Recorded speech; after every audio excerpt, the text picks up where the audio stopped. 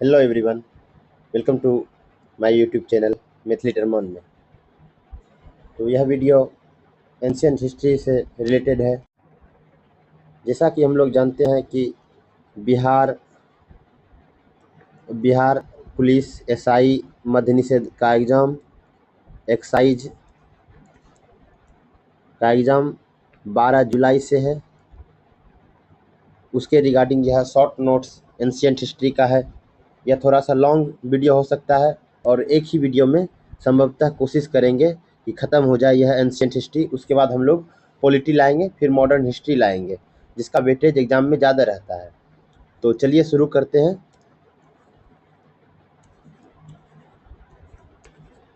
Ancient history के तो पहला है कि भारतीय इतिहास के अध्ययन का स्रोत।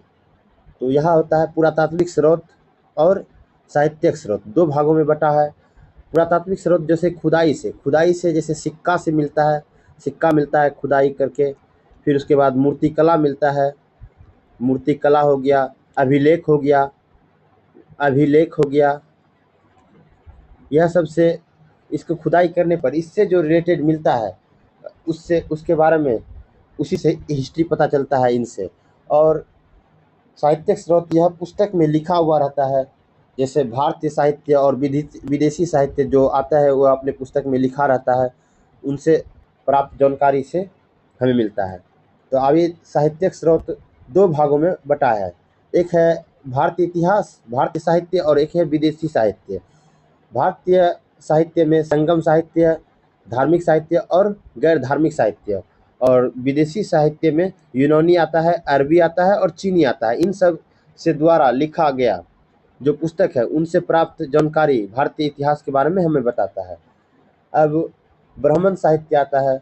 ब्राह्मण साहित्य चार प्रकार का होता है। ठीक है, तो पहला है वेद, ब्राह्मण, अरण्य, उसके बाद उपनिषद। वेद चार होते हैं, ऋग्वेद, अथर्ववेद, यजुर्वेद, सामवेद और अथर्ववेद। और ब्राह्मण तैत्रेय और कौशिकीय। अरण्य से जंगल की देवी और को अरण्य कहते हैं। अरण्य मतलब एक जंगल भी होता है, हिंदी में पर्यायवाची शब्द अरण्य कानन होता है। फिर उपनिषद से उपनिषद दर्शन होता है। अब आते हैं वेदांग। वेदांग छह होते हैं, शिल्प, कला, व्याकरण, ज्योतिष, छंद और निरुक्त। वेदांग छह होते हैं। और रामायण की बात की जाए तो रामायण की रचना महर्षि वाल्मीकि जी ने किया था। और अगर पूछा जाए तमिल रामायण की रचना किसने किया था, तो कंबन के द्वारा किया गया था। कंबन के द्वारा तमिल रामायण की रचना किया गया था। अब महाभारत की बात आता है तो महाभारत यह वेद व्यास जी के द्वारा लिखा गया था और इसकी तमिल महाभारत की रचना पेरुन देवनार के द्वारा किया गया था। महाभारत का पुराना नाम जय संहिता है। जय संहिता। महाभारत का पुराना नाम जय संहिता है। अब पुराण आते हैं। पुराण इसमें चार युगों की चर्चा की गई है। जैसे पहला हो गया कृत, दूसरा हो गया त्रेता, फिर उसके बाद द्वापर, फिर उसके बाद कल्कि अवतार। तो पुराण में चार युगों की रचना की गई है।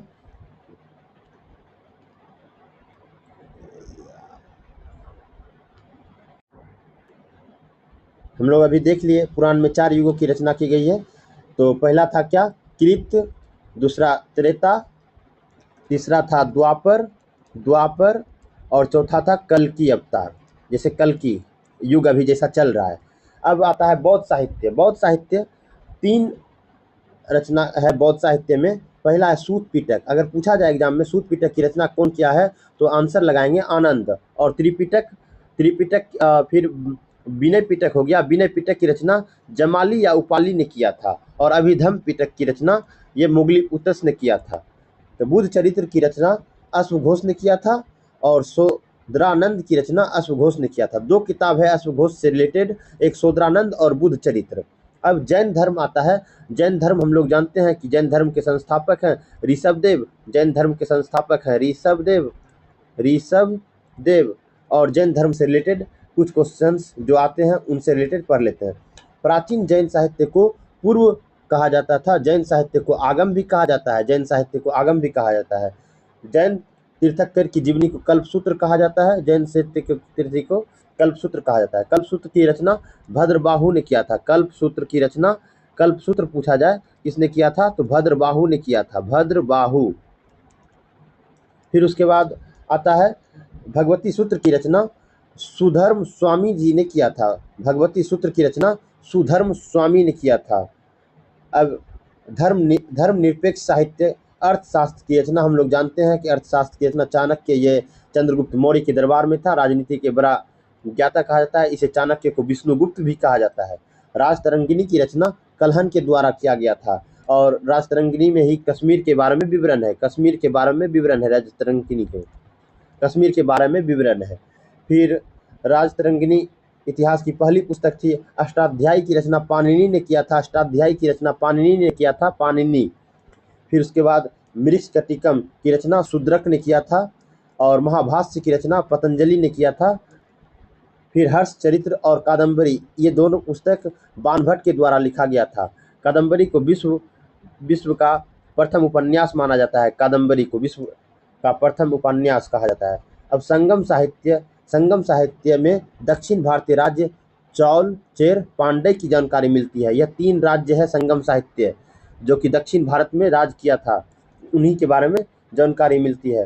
फिर उसके बाद मणिमेखलई की रचना कौन किया था पूछा जाए तो शीतले सतनार ने किया था, शीतले सतनार ने। अब विदेशी साहित्य के बारे में यूनानी और रोम लेखक और फिर चीनी लेखक, जैसा कि हम लोग विदेशी यात्रियों के विदेशी पुस्तक के बारे में भी हम लोग ऊपर देखे थे, अरबी लेखक। अब यूनानी लेखक हेरोडोटस आता है, इसे इतिहास का जनक भी कहा जाता है। फिर हिस्टोरिका नामक पुस्तक लिखा गया था इसके द्वारा। फिर पूछा जाए सिकंदर की जीवनी की रचना किसमें बताता है तो ओने सिक्रेटिस की रचना में सिकंदर की जीवनी बताया जाता है। फिर हिकेटियस को भूगोल का जनक कहा जाता है। फिर एस्टिबुलस हिस्ट्री ऑफ द वॉर की रचना है, एस्टिबुलस। फिर पिलनी का पुस्तक है नेचुरल हिस्ट्रिका। पिलनी का पुस्तक पूछा जाए तो नेचुरल हिस्ट्रिका इसकी पुस्तक है। टॉलमी को जियोग्राफी की रचना कहा जाता है। मेगास्थनीज के द्वारा इंडिका की रचना किया गया था। अब फिर आते हैं चीनी यात्री और तिब्बत। पहले तिब्बत एक अलग देश हुआ करता था, चीन के द्वारा तिब्बत को अपने में मिला लिया गया, हड़प लिया गया। तो सुमाचीन, यह चीनी का प्रथम चीनी लेखक था सुमाचीन। चीनी लेखक में प्रथम था सुमाचीन। फिर फहियान की एक रचना है फोक्यों की रचना। फिर सुनयुंग 518 से 519 ईस्वी के आता है। फिर फहियान आता है, चंद्रगुप्त द्वितीय के दरबार में भारत आया। हुएनसांग की रचना है सीयू की रचना पूछा जाए किसकी है, सीयू की यह है हुएनसांग की रचना है। हुएनसांग की जीवनी हुइली ने लिखा। हुएनसांग की जीवनी अगर पूछा जाए किसने लिखा तो हुइली एक आदमी हुए, हुइली ने लिखा था। इत्सिंग 671 ईस्वी में भारत आया। अब अरबी लेखक के बारे में देखते हैं। अरबी लेखक अल-बरूनी, किताबुल हिंद, तहकीक हिंद की रचना किसने किया या किताबुल हिंद की रचना तो अल-बरूनी ने किया। यह प्रथम मुस्लिम था जिसने हिंदू धार्मिक ग्रंथों के बारे में अध्ययन किया था। महमूद गजनी के साथ भारत आया था, महमूद गजनवी के साथ। और अल-बिलादुरी ने अल-बदौन की रचना की। इब्न बतूता ने रहला की रचना की। मोहम्मद बिन तुगलक के दरबार में आया था 1333 ईस्वी में मोहम्मद बिन तुगलक के दरबार में आया था। अब अभिलेख के अध्ययन को एपिग्राफी कहते हैं। बोगचकोई अभिलेख वैदिक कालीन देवता की जानकारी मिलती है। अगर पूछा जाए वैदिक कालीन देवता की जानकारी किससे मिलती है तो बोगचकोई अभिलेख से मिलती है। ठीक है। चंद्रगुप्त मौर्य का सोहगोरा महास्थान अभिलेख से अकाल की जानकारी मिलती है। अशोक के अभिलेख को 1837 में सबसे पहले जेम्स प्रिंसप ने पढ़ा था। अशोक के अभिलेख 1837 में पढ़ा गया जेम्स प्रिंसप को। प्रयाग प्रशस्ति अभिलेख समुद्रगुप्त से संबंधित है। एहोल अभिलेख या मधुबन अभिलेख और बांसवाड़ा अभिलेख। अगर पूछा जाए एहोल अभिलेख किससे रिलेटेड है, ये पुलकेशिन द्वितीय से रिलेटेड है। पुलकेशिन सेकेंड से रिलेटेड है। मंदसौर अभिलेख अगर पूछा जाए किससे रिलेटेड है, तो मंदसौर अभिलेख मालवा नरेश यशोवर्मन से रिलेटेड है। यशोवर्मन से रिलेटेड है। मालवा नरेश यशोवर्मन से रिलेटेड है। अब आगे देखते हैं। प्राचीन सिक्कों को आहत सिक्का कहा जाता था। प्राचीन सिक्कों को आहत सिक्का कहा जाता था। मौर्योत्तर काल में हिंद यवन शासकों ने सबसे पहले स्वर्ण सिक्का जारी किया। मौर्योत्तर काल में हिंद यवन शासकों ने सबसे पहले स्वर्ण सिक्का जारी किया। अगर पूछा जाए सर्वाधिक शुद्ध स्वर्ण सिक्का किसके काल में जारी हुआ, तो कुषाण के काल में हुआ था सर्वाधिक स्वर्ण सिक्का, शुद्ध स्वर्ण सिक्का। सर्वाधिक स्वर्ण सिक्का गुप्त शासकों ने चलाया था। सीसा और प्रोटीन का सिक्का सातवाहन, सीसा का सिक्का पूछा जाए किसने चलाया, तो सातवाहन शासकों ने चलाया था। सातवाहन वंश का स्थापना तो आप लोग जानते ही है, सीमुख है। सीमुख, सातवाहन वंश की स्थापना सीमुख ने किया था। उसके बाद मूर्तियां पूछा जाए, मूर्तियां से रिलेटेड हड़प्पा से नर्तकी की मूर्तियां और पशुपति की मुहर मिली है। हड़प्पा से नर्तकी की मूर्ति और पशुपति की मुहर मिली है। त्रिमूर्ति जिसे ब्रह्मा विष्णु महेश की मूर्ति गुप्त काल से मिली है। त्रिमूर्ति ब्रह्मा विष्णु महेश। सर्वप्रथम महात्मा बुद्ध की मूर्तियों का निर्माण मथुरा कला के तहत किया गया था। और अर्धनारीश्वर हरिहर की मूर्ति गुप्त काल से हुआ है। गुप्त काल से हमें दो चीज मिली है, जैसे त्रिमूर्ति हो गया ब्रह्मा विष्णु महेश, और फिर गुप्त काल से ही मिला अर्धनारीश्वर और हरिहर की मूर्ति। फिर मृदभांड के बारे में अगर पूछा जाए, काले और लाल मिट्टी के बर्तन हड़प्पा और ताम्रपाषाण काल में ज़्यादा मिलते थे। काले और लाल मिट्टी के बर्तन हड़प्पा और ताम्रपाषाण काल के युग में मिलते थे। गेरू रंग के मिट्टी के बर्तन ऋग वैदिक काल से संबंधित है। त्रिसर या धूसर मृदभांड उत्तर वैदिक काल से संबंधित है। फिर मंदिर, कोणार्क का सूर्य मंदिर। अब पूछा जाए कोणार्क का सूर्य मंदिर किसने बनवाया, तो यह गंग वंश के राजा नरसिंह देव प्रथम ने बनवाया था। गंग वंश के राजा थे, गंग वंश नरसिंह देव प्रथम ने बनवाया था। तंजौर का बृहदेश्वर मंदिर यह बनवाया था चौल वंश के राजा चौल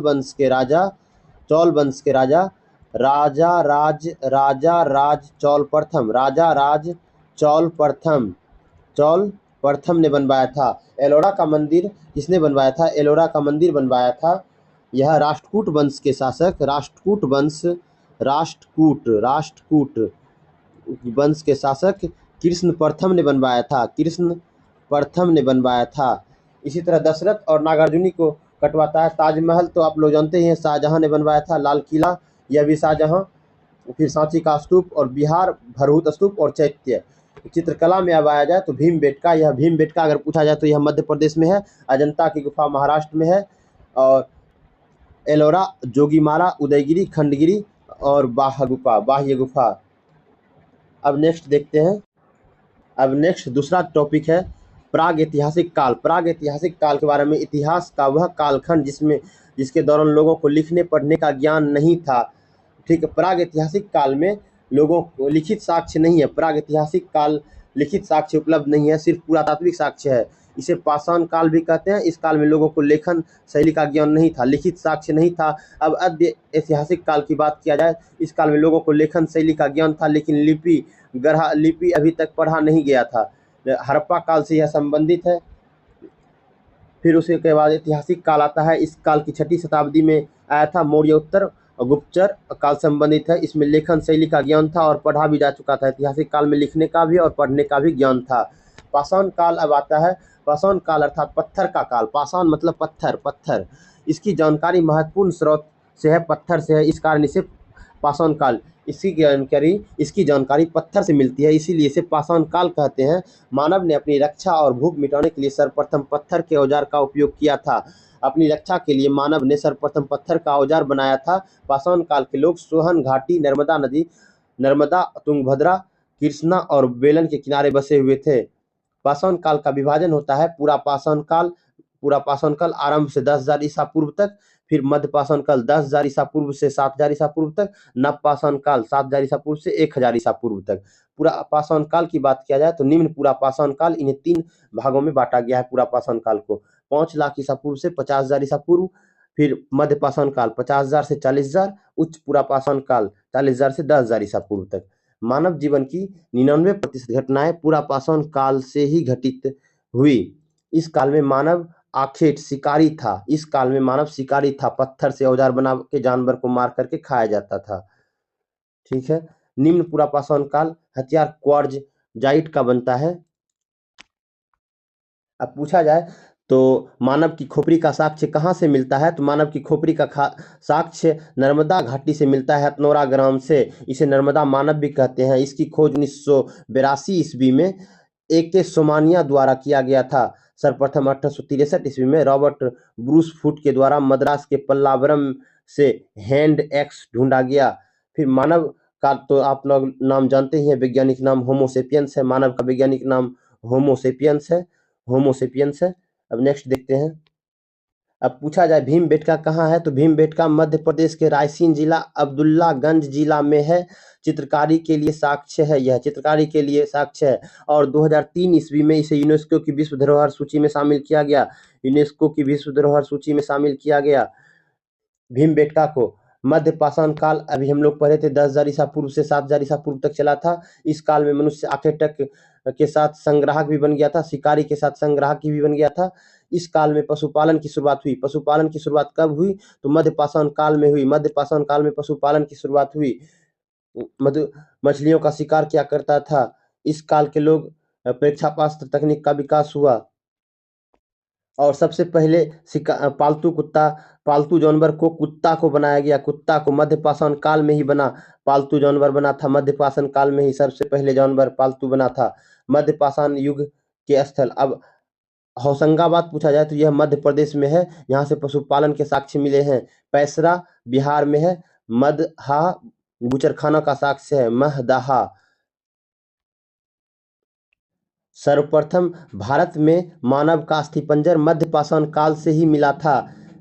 ठीक है। फिर मिट्टी में, विश्व में मिट्टी के बर्तन का प्राचीनतम साक्ष्य चौपाली मांडो से मिला। चौपाली मांडो से मिला। चौपाली चौपाली चौपाली मांडो चौपाली मांडो से मिला था। अब नव पाषाण काल 10,000 ईसा पूर्व से लेकर 7,000 ईसा पूर्व तक मिला। इस काल में मानव का आवास अस्थायी होने लगा। मनुष्य उत्पादक होने लगे, यानी मनुष्य फसल सब उगाने लगे।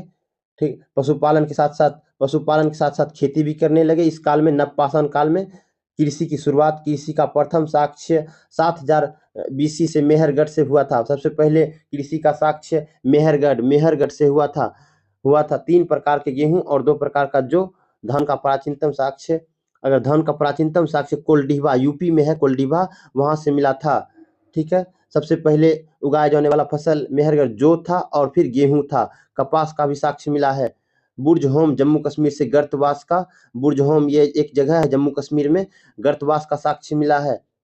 अगर पूछा जाए कपड़ा निर्माण का प्रथम साक्ष्य कहाँ से मिला है, तो कपड़ा निर्माण का प्रथम साक्ष्य पयमपल्ली से मिला है। पयमपल्ली से मिला है। चिरांद जो कि बिहार के सारण जिला में है, यहाँ से हड्डी से बने औजार के साक्ष्य मिले हैं। हड्डी से बने औजार के साक्ष्य। बुर्जहोम से हड्डी के बने औजार मिले हैं।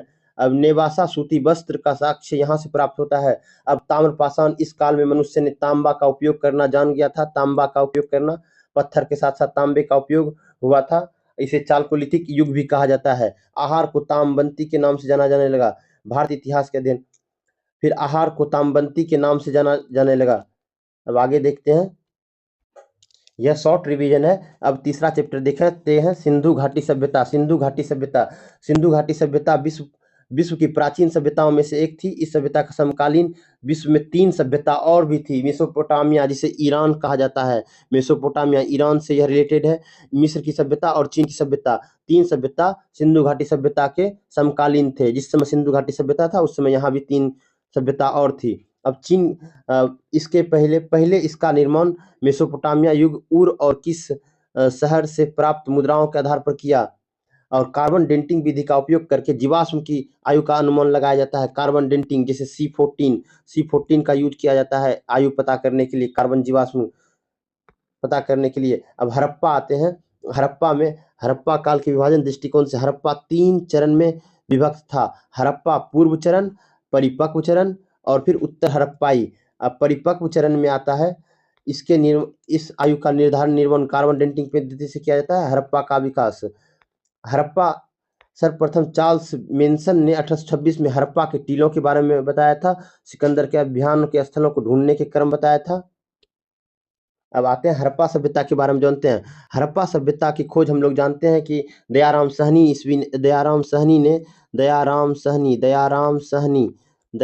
सहनी ने किया था। कब किया था? तो 1921 ईस्वी में। 1921 ईस्वी में। इसका आकार कैसा है? तो त्रिभुजाकार है। हड़प्पा से इतिहास का सबसे पहला नगर था। आज़ादी से पहले 40 स्थल ढूंढे गए थे, उनमें से एक हड़प्पा भी है। फिर उसके बाद हड़प्पा स्थल सरस्वती नदी घाटी के क्षेत्र से में मिला। कान से हड़प्पा सभ्यता कांस्ययुगीन सभ्यता थी। अगर पूछा जाए हड़प्पा सभ्यता कैसा था, तो कांस्ययुगीन सभ्यता थी। इस सभ्यता के लोग तांबा और टीन को मिलाकर कांसा का निर्माण करते थे और कांसे की नर्तकी भी मिली है। हड़प्पा सभ्यता देखिए 3 त्रिभुजाकार के जैसा है। उत्तर में मांडा है जो कि जम्मू कश्मीर में है, और पश्चिम में बलूचिस्तान में सुतकंगेडार है। बलूचिस्तान पाकिस्तान के बलूचिस्तान में है। और फिर इधर आ जाए उत्तर में उत्तर प्रदेश है। हड़प्पा सभ्यता पूरब में था आलमगीरपुर था जो कि हिंडन नदी के किनारे बसा हुआ था। आलमगीरपुर हिंडन नदी के किनारे बसा हुआ था। यह प्रेजेंट में यूपी में है। हिंडन नदी के किनारे बसा था। और दक्षिण में आया जाए, दक्षिण में दैमाबाद जो कि महाराष्ट्र में है, महाराष्ट्र में है। और इसका विस्तार अफगानिस्तान, पाकिस्तान और भारत में है। पाकिस्तान, जबकि भारत में इससे संबंध 900 अधिक, पाकिस्तान में 500 स्थल है, भारत में 900 स्थल है। पाकिस्तान के पंजाब प्रांत से हमें हड़प्पा सभ्यता का साक्ष्य मिला है। सिंधु क्षेत्र से मोहनजोदड़ो और चहुंदरो का साक्ष्य मिला है। बलूचिस्तान सुतकांगेडोर के लिए साक्ष्य मिला है। भारत में हड़प्पा सभ्यता का विस्तार है गुजरात में, राजस्थान में, हरियाणा में, उत्तर प्रदेश और जम्मू कश्मीर में है। अब हड़प्पा सभ्यता से क्या क्या चीज मिला है? हड़प्पा की तो हम लोग अभी जान ही गए किसने किया था, तो 1921 ईस्वी में दयाराम सहनी जी ने किया था। अब यहाँ से पूछा जाए कौन सी चीज मिली है, तो यहाँ से मिला है हड़प्पा से नर्तकी की मूर्ति मिली है। R37 कब्रिस्तान भी मिला है जो शहर के बाहर था। हड़प्पा में मातृदेवी गर्भ से निकला हुआ वृक्ष भी मिला है। मातृदेवी के गर्भ से निकला हुआ वृक्ष भी हड़प्पा सभ्यता से मिला जाए, ये पूछा जाए एग्जाम में, तो इसको ध्यान रखिएगा थोड़ा सा। फिर उसके बाद स्टुअर्ट पिगट ने अर्ध औद्योगिक नगर भी कहा है इसे। स्टुअर्ट पिगट ने अर्ध औद्योगिक नगर भी कहा है। अब मोहनजोदड़ो को मृतकों का टीला कहा जाता है। मोहनजोदड़ो की खोज 1922 ईस्वी में राखाल दास बनर्जी ने किया था। राखाल दास बनर्जी। अब उसके बाद नेक्स्ट देखते हैं। अब यहाँ से पूछा जाए तो क्या क्या साक्ष्य मिला है मोहनजोदड़ो से पशुपति का साक्ष्य मिला है। मुद्रा पर हाथी था। इसके मोहनजोदड़ो में जो मुद्रा चलता था उस मुद्रा पर हाथी का निशान, बाघ का निशान और भैंस, गेंडा, हिरन की आकृति बनी हुई थी। ये 4 याद रखिएगा, 5 जानवर के नाम, हाथी, बाघ, भैंस, गेंडा और हिरन की आकृति बनी हुई थी। यहाँ एक बृहद स्नानागार भी मिला है। सिंधु घाटी सभ्यता के रीढ़ का हड्डी कृषि था। सिंधु घाटी सभ्यता में सबसे ज्यादा कृषि को किया जाता था, इसी को रीढ़ की हड्डी कहा जाता था, कृषि को। और फिर यहाँ से पक्की ईंट, भवन, सूती, ऊनी वस्त्र का अवशेष प्राप्त हुआ है।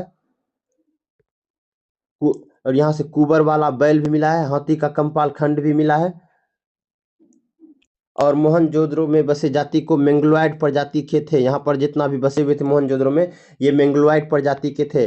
अब आते हैं लोथल पर। लोथल की खोज 1955 ईस्वी में SR राव ने किया था। यह गुजरात के अहमदाबाद जिला में है। मेसोपोटामिया से इसका व्यापार होता था। लोथल अगर पूछा जाए किस नदी के किनारे है, तो भोगवा नदी के किनारे बसा हुआ है। लोथल भोगवा नदी के किनारे बसा हुआ है। लोथल में नगर 2 भागों में बटकर एक ही रक्षा प्राचीर से पूरे नगर से सुरक्षा होता था। यहाँ से फारस की मुहर मिला है। फारस की मुहर लोथल से मिला है। और हाथी का दांत पैमाना मिला है। कौवा के मुंह में मछली और नीचे लोमड़ी का चित्र भी यहीं से प्राप्त हुआ है। घोड़े की मिर्न मूर्तियां, आटा चक्की, मनका बनाने का कारखाना, यह मिला है लोथल से। मनका बनाना, कांसे की सुई यहीं से मिला है। नाव का खिलौना लोथल से मिला है। और युगल जोरे में सब लोथल से मिला है। मनका बनाने का कारखाना लोथल से मिला है।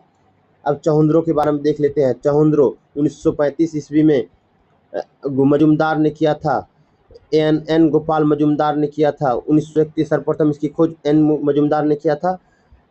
फिर यहाँ से उस्तरा और रेजर का साक्ष्य मिला है, जिलेट जिससे आदमी सब सेविंग करता है। उस्तरा और रेजर का साक्ष्य चौहंद्रों से मिला है। यहीं से झपटती हुई बिल्लियों की आकार भी यहीं से मिला है। अलंकृत ईंट भी यहीं से मिला है। बिल्ली का पीछा करते हुए कुत्ते का निशान भी यहीं से मिला है। अगर बकराकार ईटा पूछा जाए तो कहाँ से मिला है? चौहंद्रों से मिला है। फिर पाउडर भी यहीं से मिला है, काजल भी यहीं से मिला है, लिपस्टिक भी यहीं से मिला है चौहंद्रों से। चौहंद्रों से काजल, लिपस्टिक, पाउडर मिला है, अलंकृत ईंट मिला है, बकराकार ईंट मिला है। फिर बिल्ली का पीछा करते हुए कुत्ते के पंजे का निशान भी यहीं से मिला है। 3 मगरमच्छ और 2 मछलियों वाला मुद्रा मिला है। यह सर दुर्ग से घिरा हुआ नहीं था, यानी इसकी रक्षा नहीं, ये घिरा हुआ नहीं था। अब कालीबंगा आ जाता है। कालीबंगा राजस्थान में स्थित है। काली घग्गर नदी के किनारे बसा हुआ है कालीबंगा। बी लाल और बी के थापर ने किया था इसकी खोज। कालीबंगा की खोज बी के थापर ने किया था। कालीबंगा कच्ची ईंटों से भवन मिला है, कच्ची ईंट का बना हुआ था। मेसोपोटामिया बेलनाकार मुहर का साक्ष्य मिला है। अलंकृत ईंट यहाँ से भी मिला है। सबधान हड़प्पा। अब राखीगढ़ी आ जाता है। राखीगढ़ी हरियाणा में स्थित है, हिसार जिला में है। इसका क्षेत्रफल 350 हेक्टेयर है राखीगढ़ी का। राखीगढ़ी की खोज हुआ था 1969 ईस्वी में। सूरजभान और आचार्य भगवान देव ने किया था। हड़प्पा सभ्यता में 3 अवस्थाएं प्राप्त, यहीं से हड़प्पा सभ्यता की 3 अवस्थाएं प्राप्त होती है। तांबे का उपकरण मिला था, कहाँ से? तो राखीगढ़ी से मिला था। अन्नगार और रक्षा प्राचीर के साक्ष्य भी यहीं से मिला है। 2012 में ग्लोबल हेरिटेज फंड ने इसे एशिया के 10 ऐसे विरासत सूची में शामिल किया जिनके नष्ट होने की खतरा है। राखीगढ़ी के नष्ट होने की खतरा है। अब आते हैं बनावली। बनावली हरियाणा के फतेहाबाद जिले में है। राखीगढ़ी वो हरियाणा में ही है, हिसार जिला में है। बनावली अगर पूछा जाए तो यह हरियाणा के फतेहाबाद जिला में है। 1973 ईस्वी में बनावली की खोज आर.एस. बिष्ट ने किया था। आर.एस. बिष्ट ने किया था। बनावली सरस्वती नदी के किनारे स्थित है। यहाँ से सर्वप्रथम जौ की खेती का साक्ष्य मिलता है। धोलावीरा गुजरात में स्थित है, कच्छ में स्थित है धोलावीरा। और जेपी जोशी ने इसका खोज किया था 1967-68 में। जेपी जोशी ने किया था। धोलावीरा का शाब्दिक अर्थ होता है कुआं शाब्दिक अर्थ होता है। नगर 3 हिस्सों में विभाजित था। धोलावीरा सभ्यता एकमात्र खेल स्टेडियम यहीं से मिलता है। खेल का स्टेडियम अगर पूछा जाए कहाँ से मिला है तो धोलावीरा से मिला है। खेल का स्टेडियम धोलावीरा से मिला है, खेल का स्टेडियम। अब सुरकोटदा आता है, गुजरात के कच्छ जिला में स्थित है। घोड़े की अस्थियां एवं अवशेष और कब्रगाह का साक्ष्य यहीं से मिला है, सुरकोटदा से मिला है। 1964 में जगपति जोशी ने किया था इसका खोज। रंगपुर भादर नदी के किनारे बसा हुआ है। गुजरात में अहमदाबाद में है। और एम.एस. बत्स ने किया था। एम.एस. बत्स ने किया था। सुत कांगेडोर दशक नदी के किनारे बसा है। दास्क नदी के तट पर स्थित है सुत कांगेडोर, यह बलूचिस्तान में स्थित है। अगर रोपर की बात किया जाए तो रोपर पंजाब में है, सतलज नदी के किनारे बसा हुआ है। यहाँ से मानव सब के साथ साथ कुत्ते को दफनाया गया था। कुत्ते को भी रोपर में कुत्ते के साथ साथ मानव को दफनाया गया था। कुत्ता और मानव दोनों साथ में दफनाया गया था। दफनाया गया था। फिर उसके बाद रंगपुर अभी हम लोग देख लिए, गुजरात में है, भादर नदी के किनारे बसा हुआ है। मुंडकी गाक यह अफगानिस्तान में स्थित है। सिंचाई हेतु नहर का साक्ष्य मिला है। आर्थिक जीवन कृषि हड़प्पा सभ्यता की रीढ़ थी। हड़प्पा सभ्यता के लोग पशुपति की पूजा करते थे और यहाँ के निवासी प्रतीक पूजक थे। ये लोग लिंग योनि का पूजा करते थे। पीपल, सर्प, जल इत्यादि की भी पूजा करते थे। यहाँ के लोग भूत प्रेत पुनर्जन्म आदि में विश्वास करते थे। लिपि ना पढ़े जाने के कारण राजनीतिक व्यवस्था की कोई जानकारी नहीं मिली है। हड़प्पा सभ्यता का पतन होता है। इस सभ्यता के पतन के पीछे एक कारण ना होकर कई कारणों का योगदान है। अब मार्शल अर्नेस्ट के अनुसार बाढ़ आ गया इसमें हड़प्पा सभ्यता, इसीलिए हड़प्पा सभ्यता पतन की ओर लड़खड़ा गई। फिर S.M.R. सहनी के अनुसार पतन का कारण भूतात्विक और जल प्लावन था, इसीलिए इसका पतन हो गया। और गार्डन चाइल्ड व्हीलर के अनुसार बाह्य और आर्य का आक्रमण हुआ, तभी हड़प्पा सभ्यता का पतन हो गया। अब नेक्स्ट देखते हैं। अब चौथा चैप्टर है वैदिक संस्कृति। वैदिक संस्कृति के बारे में हम लोग पढ़ते हैं। वैदिक शब्द विद धातु से आया है। वैदिक शब्द विद धातु से आया है। इसका शाब्दिक अर्थ होता है ज्ञान। आर्यों के द्वारा विकसित संस्कृति थी। आर्यों के द्वारा, आर्यों का अर्थ होता है श्रेष्ठ या कुल में उत्पन्न। सर्वप्रथम मैक्स मूलर ने 1853 ईस्वी में आर्य शब्द का प्रयोग किया था। आर्य शब्द का सर्वप्रथम प्रयोग मैक्स मूलर ने 1853 ईस्वी में किया था। मैक्स मूलर ने 1853 ईस्वी में आर्य शब्द का प्रयोग किया था। वैदिक संस्कृति को दो भागों में बांटा गया है। ऋग वैदिक काल 1500 से 1000 ईस्वी तक, 1500 से 1000 ईस्वी तक, 1000 बीसी तक। फिर उसके बाद उत्तर वैदिक काल 1000 बीसी से 600 बीसी तक, उत्तर वैदिक काल। ऋग वैदिक काल यह सबसे प्राचीन वैद है। ऋग वैदिक काल, ऋग वैदिक साहित्य की रचना इस काल में हुई थी। यहाँ संभवतः मूलतः ऋग वैदिक काल मूलतः ग्रामीण जीवन थी। मूलतः 1400 ईस्वी में बोगजकुई अभिलेख में ऋग वैदिक काल के देवता इंद्र, वरुण और मित्र नास्तिक का उल्लेख मिलता है। बोगजकुई अभिलेख से ऋग वैदिक काल के देवता इंद्र, वरुण। बोगजकुई अभिलेख ध्यान रखिएगा। मैक्स मूलर के अनुसार आर्यों का मूल निवास मध्य एशिया था। मैक्स मूलर ने ही 1853 ईस्वी में आर्य शब्द का उत्पन्न किया था। अब उत्तर वैदिक काल आता है। उत्तर वैदिक इस काल के अध्ययन के लिए सबसे महत्वपूर्ण स्रोत यजुर्वेद, सामवेद और अथर्ववेद है। ऋग वैदिक काल में सिर्फ ऋग वैदिक युग ग्रामीण थी। उत्तर वैदिक में 3 वेद के बारे में पढ़ता है। वैदिक साहित्य, वेदों की संहिता को, वेदों को संहिता भी कहते हैं। ऋग्वेद, इसके 4 प्रकार है। ऋग्वेद, यजुर्वेद, सामवेद। ऋग्वेद, यजुर्वेद, सामवेद। ऋग्वेद, यजुर्वेद, सामवेद 3 वेदई पीर्य भी कहते हैं। वेदई, सामवेद तीनों को वेद पीर्य भी कहते हैं। अथर्ववेद की रचना सबसे बाद में हुई। सबसे बाद में होने वाला वेद की रचना अथर्ववेद है। अथर्ववेद है। वेदों को श्रुति भी कहा जाता है। इसकी भाषा, अब यहाँ पे पूछा जाए वैदिक काल की भाषा क्या थी। वैदिक काल की भाषा संस्कृत थी। वैदिक काल की भाषा संस्कृत थी। और वैदिक साहित्य की लिपि ब्राह्मी लिपि थी। ब्राह्मी लिपि थी। वैदिक काल की भाषा ब्राह्मी लिपि थी। वैदिक काल की लिपि थी ब्राह्मी। वैदिक साहित्य की लिपि ब्राह्मी थी और भाषा थी संस्कृत। संस्कृत भाषा थी। संस्कृत भाषा थी। उसके बाद ऋग वैद काल में जो पाठ पढ़ता था उसे क्या कहता था? होत्री कहते थे, होत्री। और ऋग्वेद काल का उपवेद है आयुर्वेद। यजुर्वेद काल में अर्धव्यू कहता था और सामवेद में जो पाठ करता था उसे उद्गाता कहता था। अथर्ववेद में ब्रह्मा कहता था। अब ब्राह्मण जो यज्ञ की व्याख्या करे वही ब्राह्मण होता था। ब्राह्मणों को वेदों का परिष्ठ भी माना गया है। इसे वेदों की व्याख्या गद्य में की गई थी। गद्य मतलब होता है कहानी के रूप में, पद्य मतलब होता है कविता के रूप में। अरण्यक आता है। अब नेक्स्ट देख, अरण्यक कहता है जंगल में रहकर लिखी गई पुस्तक को अरण्यक कहते हैं। यहाँ पर मुख्य विषय पुराण विद्या थी। इसमें यज्ञों की आध्यात्मिक व्याख्या मिलती है। उपनिषद आता है। उपनिषद, इसका अर्थ होता है गुरु के समीप बैठकर शिष्य जो ज्ञान प्राप्त करते हैं उसे उपनिषद कहते हैं। गुरु के समीप जो बैठकर ज्ञान प्राप्त करता है उसे उपनिषद कहते हैं। उपनिषदों की संख्या 108 है। 108 है। अब ऋग्वेद 1500 से 1000 ईस्वी तक, अभी 1500 से 1000 बीसी तक है। सबसे प्राचीन वेद ऋग्वेद है। ऋग्वेद में 10 मंडल है, 1028 सूक्त है और 11000 मंत्र है। इसमें विभिन्न देवताओं की स्तुति में गाए हुए मंत्रों का संग्रह है। इसमें दूसरा एवं 7वां मंडल सबसे पुराना है। दूसरा और 7वां मंडल सबसे पुराना मंडल है ऋग्वेद में। तीसरा मंडल में गायत्री मंत्र है। ऋग्वेद के तीसरे मंडल में गायत्री मंत्र की रचना होती है। सविता अर्थात सूर्य देवता को समर्पित है। ऋग्वेद की शाखाएं शाकल 1017 सूक्त है। अब ऋग्वेद का 9वां और 10वां मंडल बाद में जोड़ा गया। 9वां और 10वां मंडल बाद में जोड़ा गया। ऋग्वेद के तीसरे मंडल की रचना विश्वामित्र गायत्री मंत्र विश्वामित्र के द्वारा की गई। तीसरे मंडल में गायत्री मंत्र की रचना है और विश्वामित्र के द्वारा रचना की गई है। ऋग्वेद का 2 से लेकर 7वां मंडल तक वंश मंडल कहा जाता है, क्योंकि इसकी रचना किसी ऋषि विशेष और उनके वंशजों के द्वारा। ऋग्वेद का 7वां मंडल में 10 राज्य, ऋग्वेद के 7वें मंडल में 10 राज्य युद्ध का वर्णन है। रावी नदी का पुराना नाम पुरुषनी नदी है। रावी नदी का पुराना नाम पुरुषनी नदी है। त्रिशु भरत जन के राजा सुदास और राजा पुरोहित वशिष्ठ थे। इनके पुरोहित वशिष्ठ थे।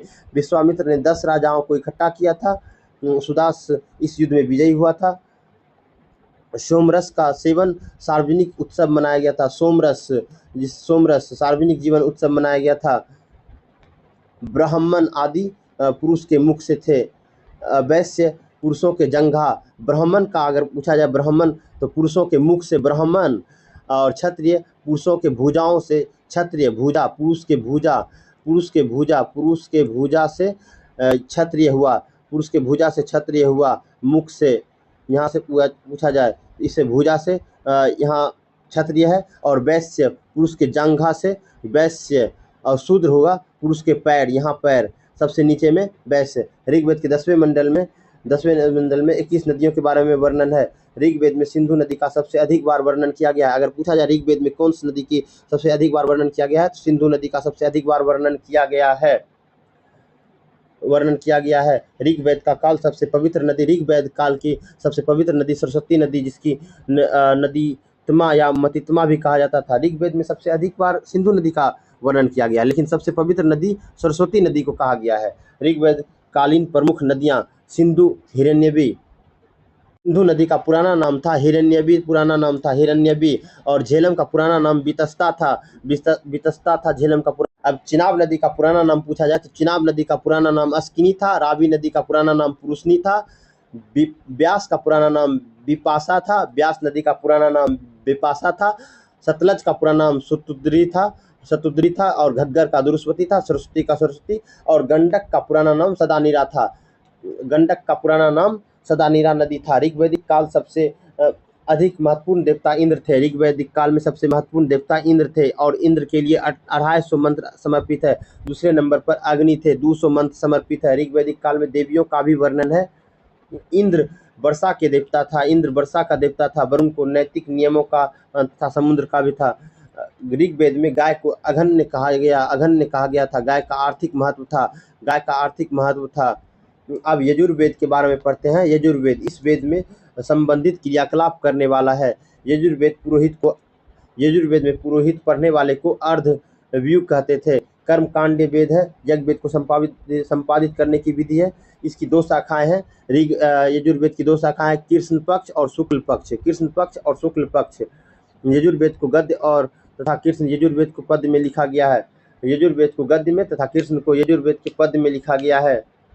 यजुर्वेद को 2 ब्राह्मण, सतपथ, और यजुर्वेद का 2 ब्राह्मण है, सतपथ ब्राह्मण और तैत्तिरीय ब्राह्मण।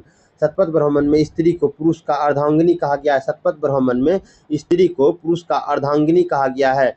इसे अरण्यक, तैत्तिरीय की बृहन्नदीय कहा है। उपनिषद तो हम लोग जानते हैं, गुरु के समीप बैठकर जो कहते हैं उसे उपनिषद कहते हैं। उपनिषद वेद का अंतिम भाग, इसलिए वेदांत भी कहा गया। 2 शब्दों के मेल से है उपनिषद, जिसका शाब्दिक अर्थ होता है गुरु के समीप बैठकर ज्ञान ग्रहण करना। इस उपनिषद की संख्या कुल 108 है। हमारा आदर्श वाक्य सत्यमेव जयते, यह मुंडकोप उपनिषद से लिया गया है। कठोप उपनिषद में यमराज नचिकेता के संवाद का उल्लेख है। कठोप उपनिषद में यमराज और नचिकेता के मध्य जो संवाद हुआ था उसका वर्णन है कठोप उपनिषद में। बृहदारण्यक उपनिषद के अनुसार याज्ञवल्क्य की ऋषि की राजा जनक के दरबार में गार्गी ने पराजित किया था। तमसो मा ज्योतिर्गमय बृहदारण्य उपनिषद से लिया गया है। अजातशत्रु को काशी का शासक बताया गया है और बृहदारण्य उपनिषद में है। तैत्तिरीय उपनिषद, इसे सदा सत्य बोलना, खूब अनूप जाना और अतिथि देवो भव की चर्चा की गई है। तैत्तिरीय उपनिषद में पूछा जाए तो सत्य बोलना और खूब अनूप जाना और अतिथि देवो भव के चर्चा की गई है। श्वेताश्वर उपनिषद, इस उपनिषद में सर्वप्रथम भक्ति की संकल्पना दिखाई देती है। अब जवालोपनिषद में इसमें चारों आश्रम के बारे में जानकारी मिलती है। अब चारों आश्रम कौन कौन सा है उसे देखते हैं। ब्रह्मचर्य आश्रम 0 से 25 वर्ष की आयु को ब्रह्मचर्य कहा गया और गुरु के समीप रहकर शिक्षा दीक्षा ली जाती थी। गृहस्थ जीवन 25 से 50 वर्ष को गृहस्थ जीवन कहा गया। इस काल में पुरुषार्थ की प्राप्ति होती है और धर्म, रथ, काम, मोक्ष 4 पुरुषार्थ है। 4 पुरुषार्थ, धर्म, अर्थ, काम, तीनों को त्रिवर्ग कहा गया। फिर वानप्रस्थ 50 से 75 वर्ष को वानप्रस्थ कहा गया और संन्यास वर्ष 75 से 100 वर्ष को संन्यास, मोक्ष की प्राप्ति का मार्ग। छांदोग्य उपनिषद में 3 आश्रम की ही जानकारी मिलती है। जलोपनिषद में 4 आश्रम, वसुदेव कुटुंबकम शब्द को महाउपनिषद में शामिल किया गया, महाउपनिषद से लिया गया। अब सामवेद की रचना आती है। सामवेद देवों की स्तुति में गाए जाने वाले मंत्रों का संग्रह है। सामवेद में 1875 ऋचाएँ हैं। साम का अर्थ होता है गायन, गायन भारतीय संगीत का जनक सामवेद को कहा जाता है। सामवेद को भारतीय संगीत का जनक कहा जाता है। सामवेद का उपवेद गंधर्व वेद है। सामवेद के प्रथम आचार्य जैमिनी थे। सामवेद के प्रथम आचार्य जैमिनी थे। जैमिनी सामवेद के प्रथम आचार्य जैमिनी थे। इसकी 3 शाखाएं हैं। रामान्य कैथुन यह अधिक प्रचलित और प्रमाणिक था। जैमिनी सामवेद के प्रथम ब्रह्म और पंचविश और जैमिनी छांदोग्य और षड्विश थे। सामवेद के उपनिषद 2 प्रकार के, छांदोग्य उपनिषद और केन उपनिषद। छांदोग्य उपनिषद में 3 आश्रम की जानकारी मिलती है। यह सबसे प्राचीन उपनिषद है। कृष्ण को घोर अंगिरस का शिष्य बताया गया। दादोग्य उपनिषद में पुनर्जन्म संबंधी सिद्धांत। दानदोग्य उपनिषद में पुनर्जन्म संबंधित सिद्धांत भी मिलता है। दानदोग्य उपनिषद में पुनर्जन्म संबंधी सिद्धांत। अथर्ववेद की बात आता है तो यह सबसे अंतिम वेद है। अथर्ववेद सबसे लास्ट में जोड़ा गया। इसमें जादू टोना, तंत्र मंत्र, भूत प्रेत, वशीकरण, आयुर्वेद, चिकित्सा की जानकारी मिलती है। इसमें ऋत्विक ब्रह्मा के नाम से जाना जाता है। इसका ऐतिहासिक महत्व अन्य 2 वेदों की उपेक्षा अधिक है। इसकी 2 सोनक और पिपलाट, इसकी 2 शाखाएं हैं, सोनक और पिपलाट। इसमें 20 मंडल और 230 सूक्त हैं। इसमें सभा और समिति की प्रजापति की 2 पुत्री कहा गया। इसमें सभा और समिति को 2 प्रजापति की 2 पुत्री कहा गया। अथर्ववेद को ब्रह्म वेद भी कहते हैं। इसमें अंग, अयोध्या और काशी जैसे महाजनपद। अथर्ववेद में अंग, अयोध्या, अंग तो जानते हैं कि बिहार के ये मुंगेर और भागलपुर साइड को अंग कहा जाता है। मुंगेर और भागलपुर साइड को अंग कहा जाता है। इसमें महाजनपद की जानकारी मिलती है। अथर्ववेद का एकमात्र ब्राह्मण है गौपथ ब्राह्मण। अथर्ववेद का उपनिषद मुंडकोपनिषद, प्रश्नोवेद और मांडुक्य उपनिषद है। भारत का राष्ट्रीय वाक्य सत्यमेव जयते मुंडकोपनिषद से लिया गया है। मुंडकोपनिषद में यज्ञ की तुलना फूटी नाव से की गई है। मुंडकोपनिषद सबसे छोटा उपनिषद है। मुंडकोपनिषद प्रश्नोवेद प्राणोवेद है। अब ऋग्वेद ऐतरेय ब्राह्मण के अनुसार उत्तर दिशा की राजा को विराट उत्तर में और दक्षिण दिशा के राजा को भोज उत्तर दिशा के राजा को विराट कहा जाता था। फिर दक्षिण दिशा के राजा को भोज कहा जाता था। दक्षिण दिशा के भोज। पूर्व दिशा के राजा को सम्राट कहा जाता था। यहाँ पर सम्राट। फिर पश्चिम दिशा के राजा को स्वराट कहा जाता था। सभा ऋग्वैदिक कालीन वृद्ध जनों की संख्या थी। समिति ऋग्वैदिक कालीन सामान्य जनों की संख्या थी। सभा और समिति को प्रजापति की पुत्री भी कहा गया। ये दोनों को प्रजापति की पुत्री। अर्थव्यवस्था ऋग्वेद का आर्थिक ढांचा कबीलाई और पशुचारण था। पशुचारण पर ही इसकी अर्थव्यवस्था टिकी हुई थी। ऋग्वेद में। उत्तर वैदिक काल का अर्थव्यवस्था पशुचारण के साथ साथ कृषि था। उत्तर वैदिक काल में कृषि भी होने लगा था। अब राजनीति के बारे में देख लिया जाए तो ऋग्वैदिक काल में राजा कबीला का प्रमुख होता था। गोत्र व्यवस्था स्थापित किया गया था। गोत्र व्यवस्था, वर्ण व्यवस्था जन्म के आधार पर था। धर्म ऋग्वैदिक काल के लोग प्रकृति पूजक थे। उत्तर वैदिक काल के भी लोग प्रकृति पूजक थे। अब आते हैं हम लोग देखते हैं महाजनपद के बारे में पढ़ते हैं। महाजनपद हम लोग जानते हैं कि 16 महाजनपद। अब उसके बारे में हम लोग पढ़ेंगे। रामायण की रचना वाल्मीकि ने किया। महाभारत की रचना महर्षि वेदव्यास ने किया था। और तमिल रामायण की रचना वेदनारायण किया था। वेदरायण किया था। उसके बाद तमिल। अब क्वेश्चन पूछा जाए, अकबर के समय रामायण का फारसी में अनुवाद किसने किया था? तो अबुल कादिर बदायूनी ने किया था। अकबर के समय अब रामायण का फारसी में अनुवाद अबुल कादिर बदायूनी ने किया था। आधुनिक काल में पेरियार द्वारा तमिल रामायण लिखा गया। जिसको सच्चा रामायण कहा गया। महाभारत का पुराना नाम जय संहिता है। महाभारत विश्व का सबसे बड़ा महाकाव्य है। जिस प्रकार वेद का रचनाकार वेद व्यास को माना जाता है, महाभारत के रचनाकार भी वेद व्यास है। तमिल महाभारत की रचना पेरुन देवनार के द्वारा किया गया। बंगल महाभारत की रचना नुसरत शाह के द्वारा किया गया। अकबर के समय बदायूं महाभारत का फारसी में अनुवाद किया गया। अनुवाद रजमनामा के नाम से जाना लगा। महाभारत को फारसी में अनुवाद रजमनामा के नाम से जाना जाता है। पुराणों की संख्या 18 है। रचनाकार लोमहर्ष है। पुराण की रचना 18 है और इसके रचनाकार लोमहर्ष है। पुराण हम लोग 4 है बता चुके हैं, किरित, त्रेता, द्वापर और कली।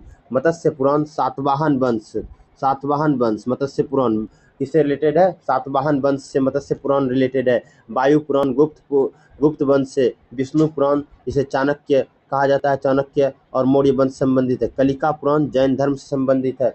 महाजनपद में सबसे छोटा परिवार हुआ, फिर उसके बाद ग्राम हुआ, ग्राम से 20 हुआ, जन हुआ, फिर जनपद बना। जैन ग्रंथ भगवती सूत्र में 16 महाजनपद। जैन ग्रंथ भगवती सूत्र है। भगवती सूत्र जैन ग्रंथ है। इसमें 16 महाजनपद की जानकारी मिलती है। बौद्ध ग्रंथ में अंगुत्तर निकाय है। 16 महाजनपद की जानकारी मिलती है। पाणिनि के अष्टाध्याय में 40 महाजनपद की जानकारी मिलती है।